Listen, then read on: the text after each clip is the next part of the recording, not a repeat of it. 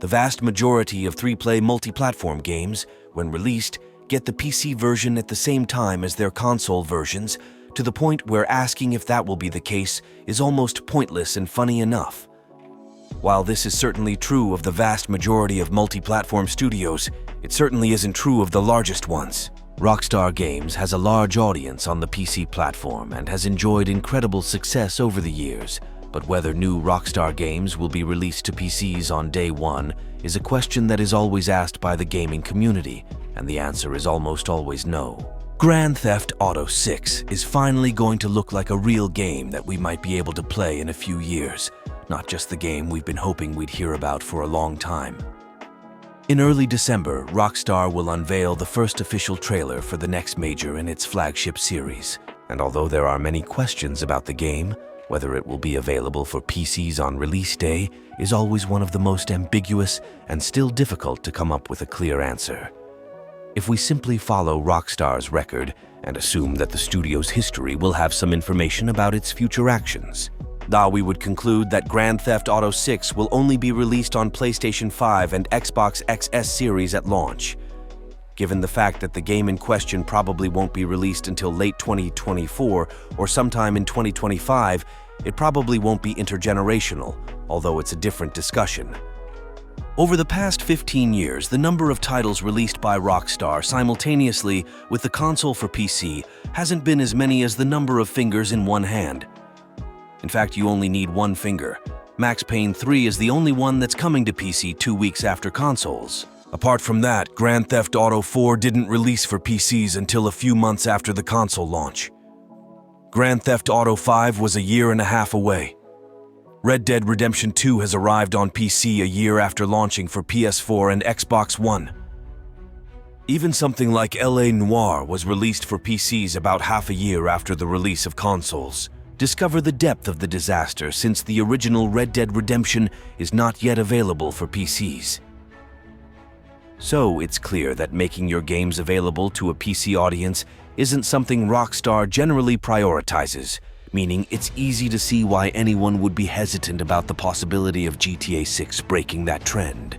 The amazing success of Grand Theft Auto 5 can't be overlooked on PCs.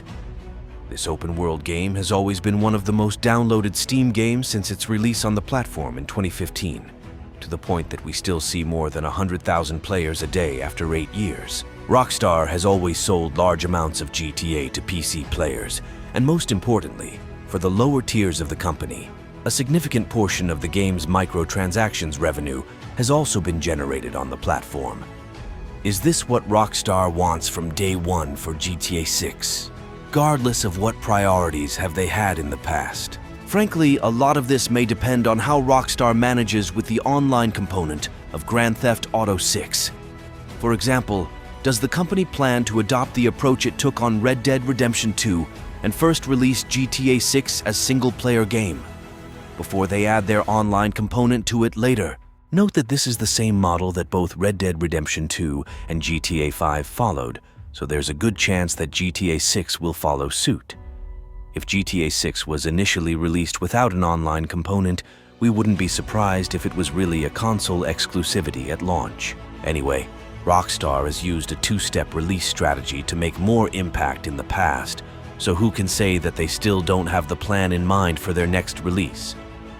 Again, it might not be right to compare GTA 6 to Red Dead Redemption and GTA 5 in these particular circumstances, as none of these games have been as much expected as GTA 6. Given the huge amount of money GTA Online will bring to Rockstar from day one, it may not be as likely to be released as a single-player game. If a full-fledged online experience is part of GTA 6 on the day of its release, Rockstar will likely see the PC audience, and all the revenue it earns significant enough to serve as a simultaneous release for the company.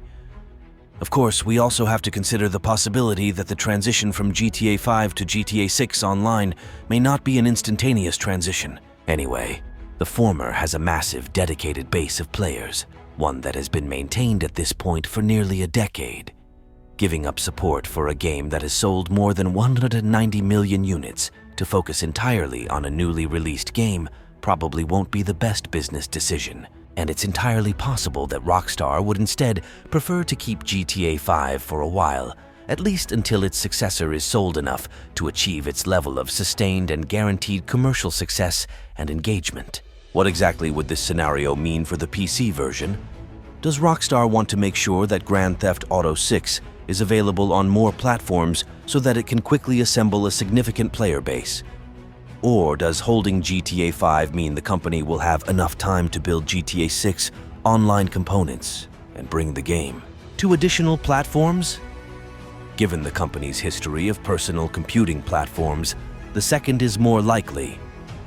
If you're a PC gamer, Grand Theft Auto 6 has the chance to be the most annoying game for you, because it's hard to imagine how long you'll have to wait to play it on your chosen platform.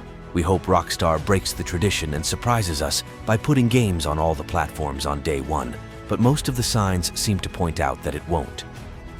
Fortunately, with Grand Theft Auto 6 trailer coming out soon, we don't have to wait too long for a definitive answer.